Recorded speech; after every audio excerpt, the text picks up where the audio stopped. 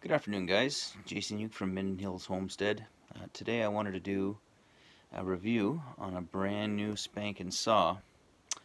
I think you've seen my review of the MS-291, and I stated that I was regretted that I didn't hold off for a certain saw, and this was the certain saw. So in good fortune, to make a long story short, I had a friend that was looking for a saw, and he bought my MS-291 on Saturday, and in return I went to the dealership, and I've been eyeing these things up forever since they came out, and I bought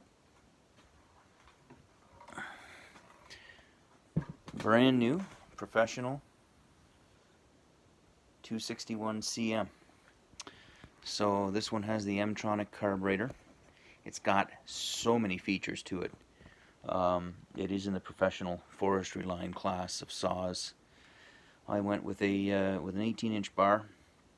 It's all metal construction, so it's got magnesium frame. It's got quick fill oil and gas reservoirs. It's got shock absorbers built into the pull cord.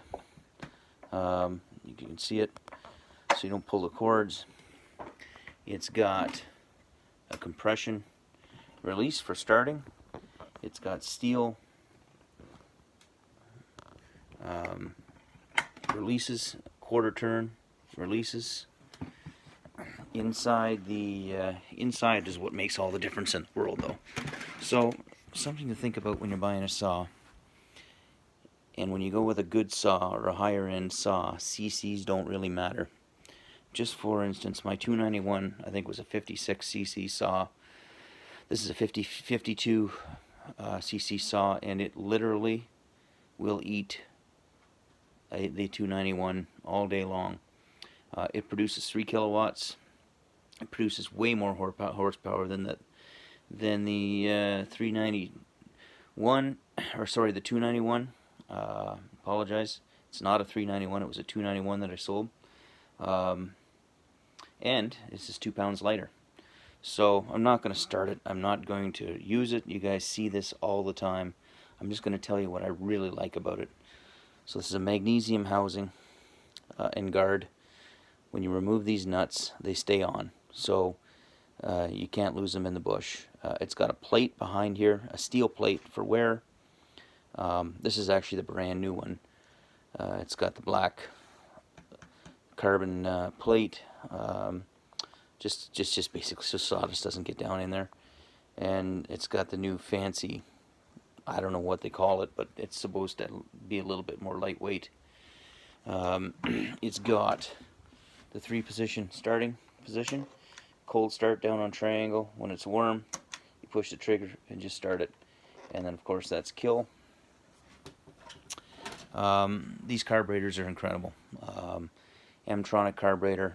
I think it pulses at 60 hertz a second. It takes into account barometric pressure, your temperature, and it fuels the saw basically like a race car on any atmospheric pressure that you have.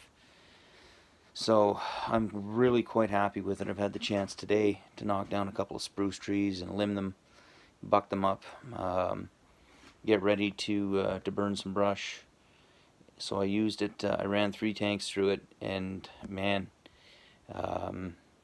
unless you use a pro grade saw, you just have no idea. It just feels more throaty. It cuts faster.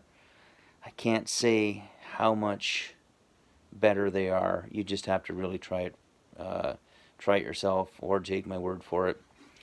And the piston, everything is separate. They're so easy to get into. Anti-vibe. You can see how much it moves. So you can use this saw all day long. Your hands won't go to sleep. The sprocket's changeable. You can change your 3/8 to, oh, I forget what it is, to 3.25, the 3/8 chain sprocket, literally just with a clip and pin. It's all steel. It's got a magnesium steel or sorry, a steel magnesium, I forget how they put them together, but crank, and the frame is all part of the oiler. Stainless steel muffler.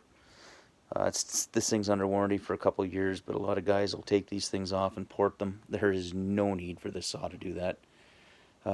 Nice wrap handle on it. It's comfortable, and yeah, it's lightweight. I think this motor itself, the housing, is 10.8 pounds versus the 291, which is a bigger CC saw, at 12.6 or 12.8. But anyways, I will do another review on this after I get some miles on it, but I can't tell you how happy I am with this saw. It's just incredible. Anyways, have a good evening, guys, and thanks for tuning in.